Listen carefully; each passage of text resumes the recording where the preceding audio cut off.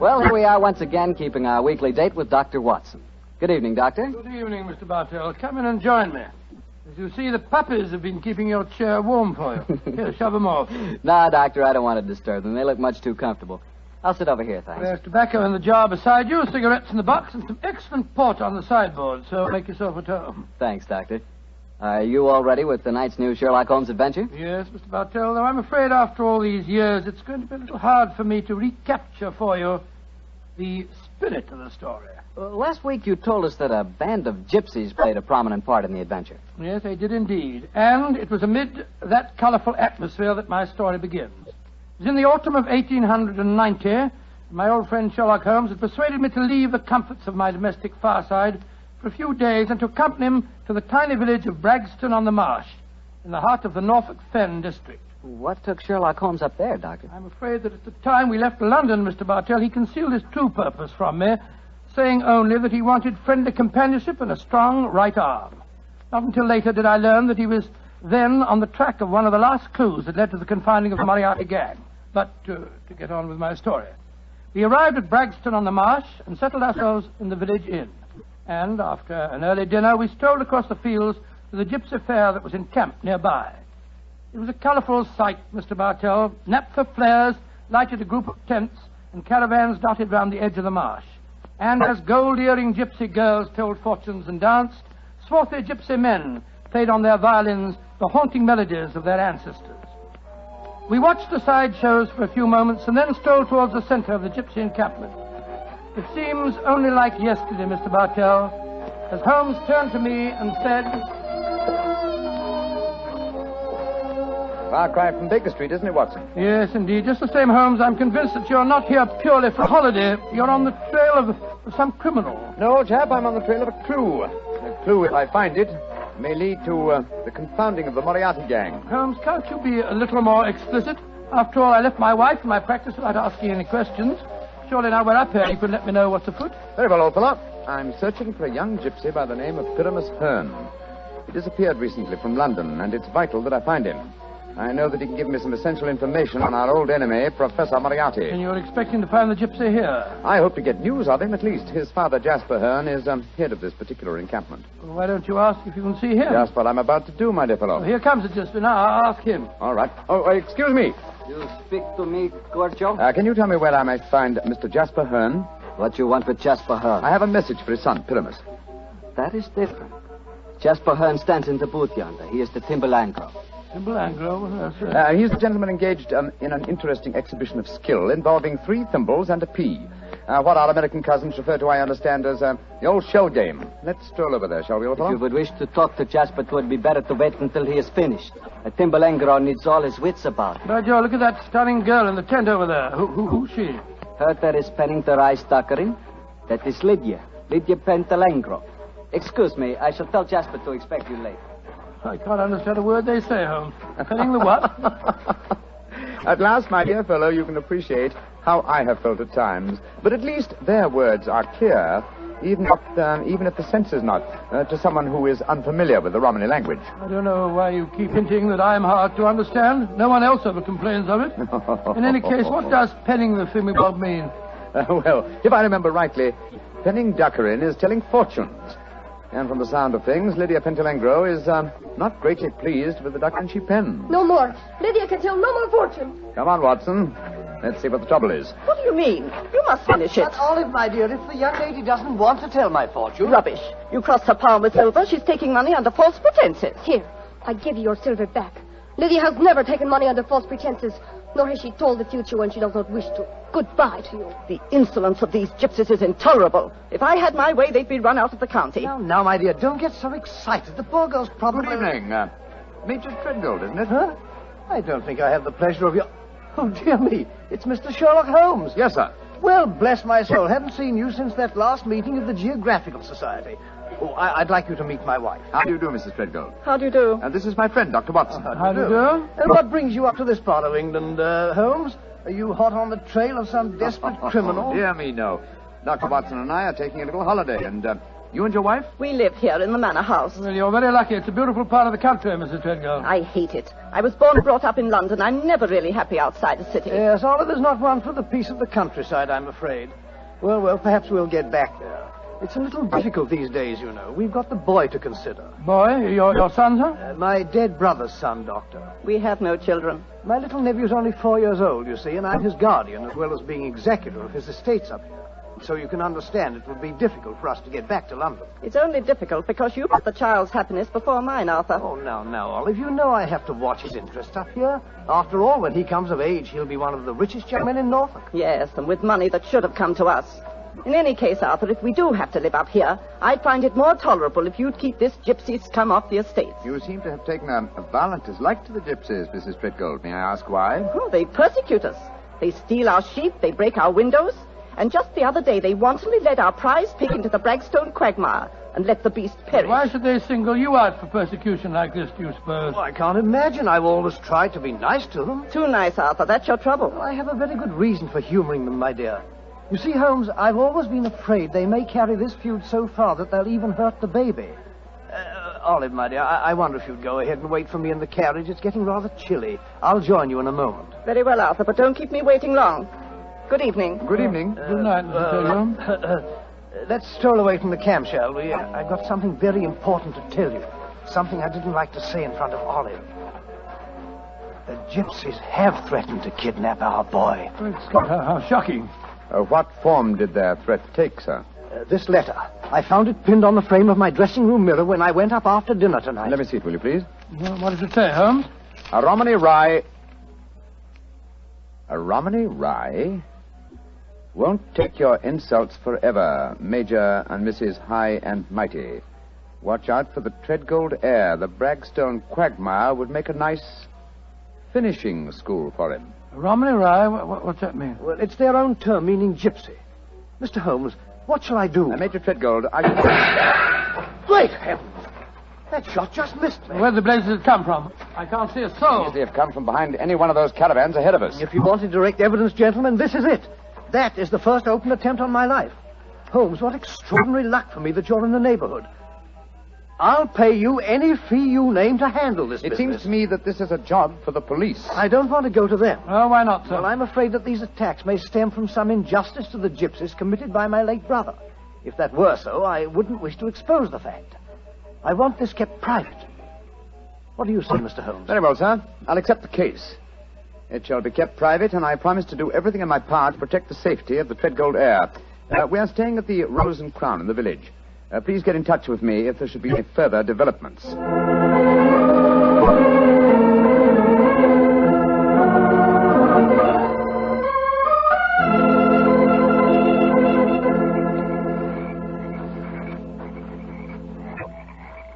affair seems to be closed down for the night now, Holmes.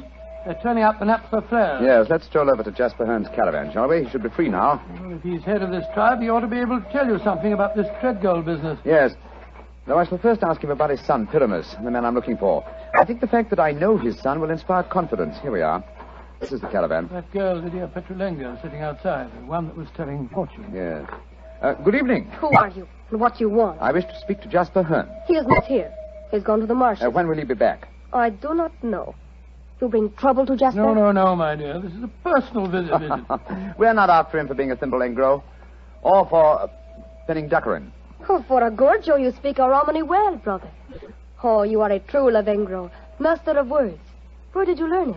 From Jasper's son, Pyramus. Ah, you know Pyramus then. A fine boy. Oh, sit down on the grass, my friend. You may wait here for Jasper. He will be back soon. Thank you. Is that your violin lying on the steps, young lady? No, that is Jasper's bosom. Jasper's bosom? What knows that? That is a Romany word for violin. You play, sir? No, but my friend does. So? Oh, then take it, brother. The stars are bright. The night is warm. Music will be sweet. To a Romany chai, I'm afraid my violin playing will sound rather poor stuff.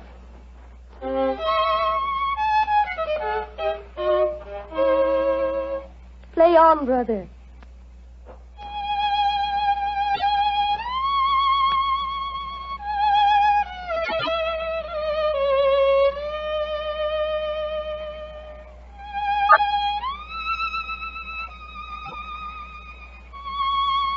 stop, brother. You play well, but Sarasate Zigeunerweisen is not the true gypsy music.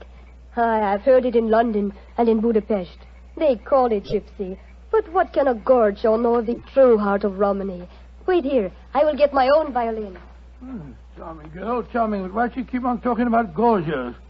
Is that more of their confounded gibberish? Gorgio, old chap, is the term they use for anyone who is not a true gypsy. Now I will play for you the real gypsy airs. Thank you. I should appreciate it very much. But before you begin, I wonder if I might ask you a question. A friend of Pyramus may ask me any question. What is it? I observed you telling fortunes earlier on tonight. You refused to give a certain gentleman's hand and gave the money back. Did you know who the gentleman was? No, brother. Nor the noisy woman with him. I refused to pen the doggerin because I saw blood and violent death in his hand. Violent death it is soon to come. Violent death? Good Lord. Watson, old fellow, I want you to do me a favor. Yes, of course I will. What is it? I must remain here until Jasper Hearn comes back. I should like you to return to the inn.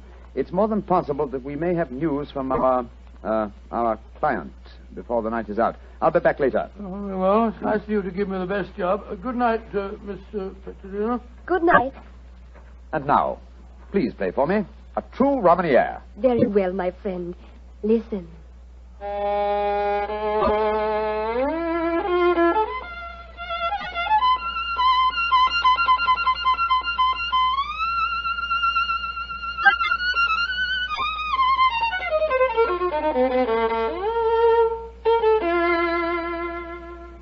Now you must play, brother. I shall make a true Bochemengre of you. Come, see if you can follow me.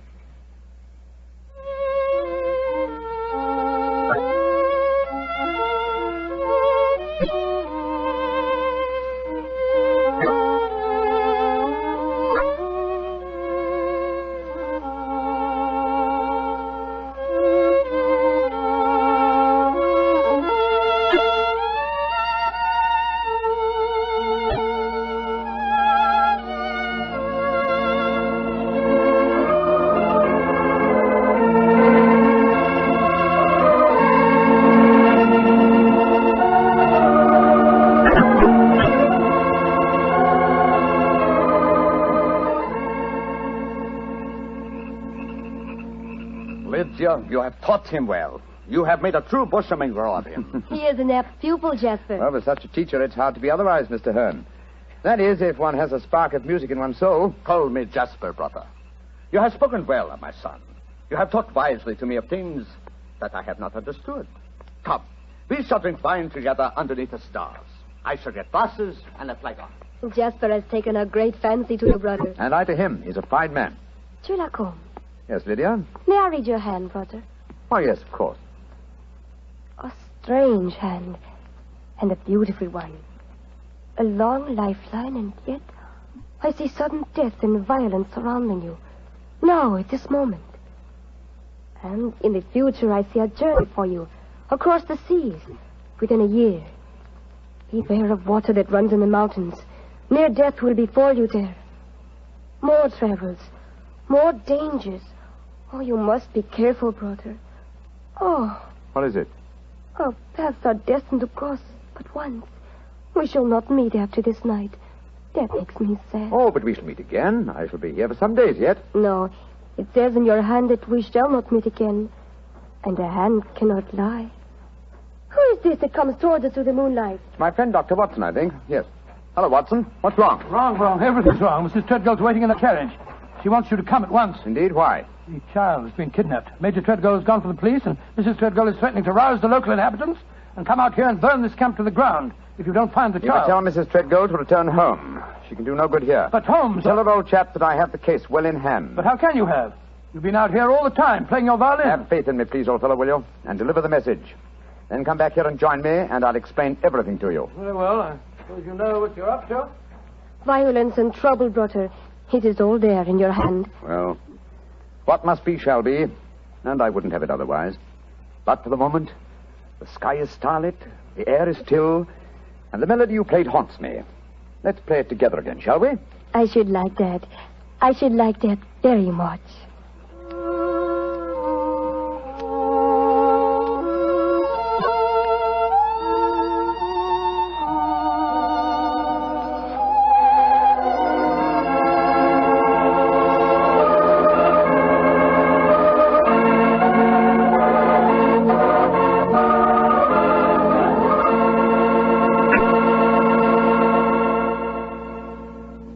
Watson will continue his story in just a few seconds, during which time I'd like to talk specifically to the ladies, if I may, and tell you about Petri California Muscatel.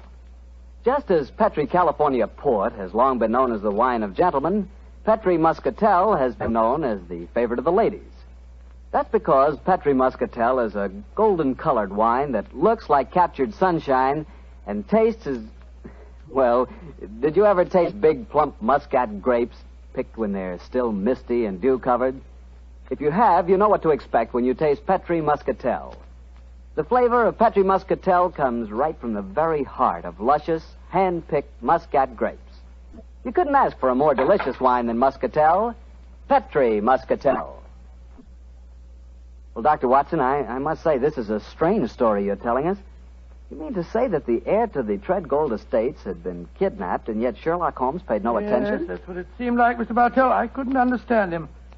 I've never known him to be so indifferent to a case. There he sat until the early hours of the morning as he and that girl scraped away at their violins and never said a word about the kidnapped baby. Finally, as we walked home across the fields a few hours before dawn, his mind seemed to return to the matter at hand. He spoke quietly, and yet there was a note of suppressed excitement in his voice. What, my dear fellow? You're angry with me, aren't you? No, Holmes, I must say, but I'm confused. That girl seems to have bewitched you. Have you forgotten that you accepted the job of guarding the Treadgold heir, and that the child was kidnapped tonight? No, I'm fully aware of the fact. Holmes, for heaven's sake, stop being so infernally matter-of-fact. What's come over you? Oh, possibly it's the mood of this mild autumn night. It is indeed a St. Martin's summer. So much so that I've left my coat and deerstalker cap behind me at the encampment. Let's go back, shall we? And incidentally, when we get there, I can set your mind at rest by showing you the kidnapped child. You mean you know where it is? Certainly. It's, in the camp. Then the gypsies did steal it. No, my dear fellow. I did. What? This is one of those occasions when you absolutely infuriate me, Holmes. If you must keep me up half the night while you have a fiddling concert with a gypsy girl, least of all you can do is tell me what's going on. You say you stole the child yourself. In heaven's name, why? Because the threatening note to Major Treadgold was so obviously a fraud. Oh, why do you say that? You will remember that the letter began, "A Romany Rye will not take your insults forever." Now, a Romany Rye, despite what Major Treadgold said, does not mean a gypsy, but a man who knows about gypsy law. It is a term no true gypsy would apply to himself. He would use the expression Romany child. So it was obvious from the beginning that no gypsy threatened the child. Now, who else had a motive for harming it? Well, Major Treadgold, because he stood to inherit the estate. Yes, or his wife. It's quite obvious. She has no liking for our present life, and the child is an obstacle to a new one. With the child kidnapped and later made away with, obviously they both stood to gain a great many of the things they wanted. Yes, you're right. And whoever the culprit is took the precaution of pinning the blame in advance on the unfortunate gypsies by writing the false kidnapping note. Wait a minute, but how about the shot that was fired at us tonight as we walked with Major Treadgold? Probably fired by an accomplice to the plot, in order to give authenticity to the supposed danger. And the child is now in the gypsy encampment. Yes, I promised that I would protect the Treadgold heir, and so I arranged with Jasper Hearn to have the boy kidnapped for his own safety. But if anyone should find the child, they'll say the gypsies deliberately stole him. Oh, I'm quite certain that before that occasion arises, old chap, the criminal will have shown his or her hand. Come on, old fella. Put your best foot forward. It's a long way back to the camp yet, and it's nearly dawn.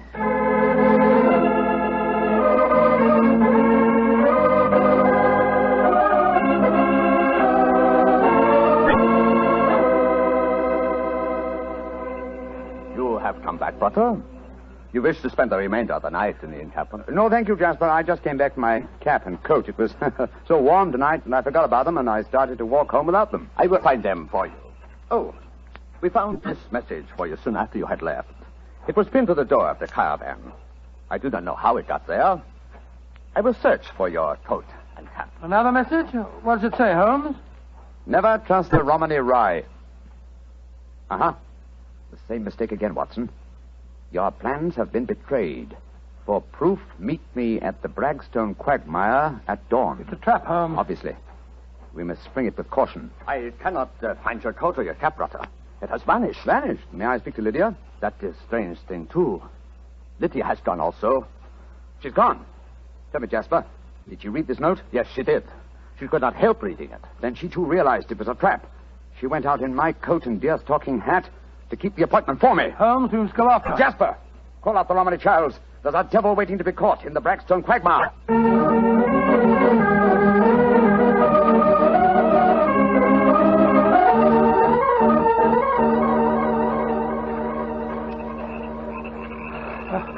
How much further to the quagmire, Jasper? 200 yards. No more. There's Lydia. There she is. And she's dressed in my deerstalking hat and coat, walking into the trap that was set for me. Lydia! Lydia! They got her. Look. She's stumbled. She's fallen. I'll go to her, Watson. Jasper, get that devil who staged this fiendish plot. I've a score to settle with him. Do not worry, brother. The score will be settled. Follow me, Doctor. Right you are. I'm right behind you. Lydia. Sherlock Holmes, I was wrong. We do meet again. Your hand lied to me. Oh, Lydia. You're wounded. What can I do for you? There is nothing you can do, brother. No one can help me now. There is little pain.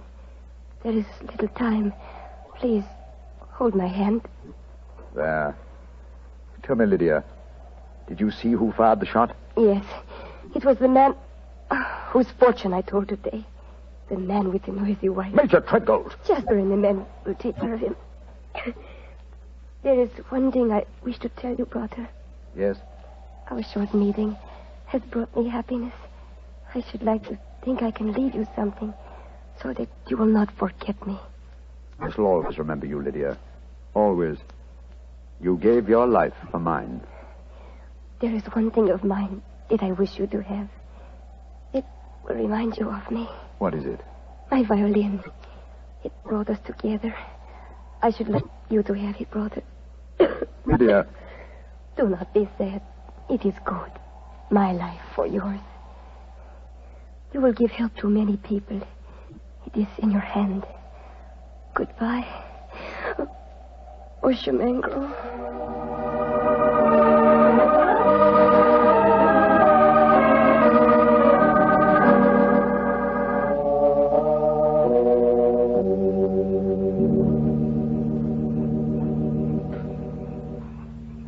Holmes, it was dreadful. Dreadful. The gypsies surrounded Major Treadgold. They forced him back into the Bragstone quagmire. I tried to pull him out, but I couldn't do it single-handed. I'm not sorry, Watson. Jasper, you know that Lydia is dead? Yes, I know it. The gypsies knew it, too. That is why you were single-handed, Doctor, in your attempts to save the murderer. No Romany child would raise a finger to help him. Yes, I can understand that, but great Scott, man, if you'd seen his face as the quaking mud sucked him under. Lydia's death was less dramatic, but equally moving, I assure you. Sherlock Holmes, I met you less than 5 hours ago. You have saved my tribe from a devilish plot that would have blackened their names. A plot that would have driven them from the countryside. What can I do in return? 2 things. First, tell me where I may reach your son, Pyramus. His address is in this sealed envelope, Brother. Thank you. What else may I do for you? As Lydia died, she willed me one gift for remembrance. And what was that gift, Brother? A violin. Of course. Here. Here it is. Huh. She told me I might become a true Boshemengro. Let's see if I can recapture the melody once more.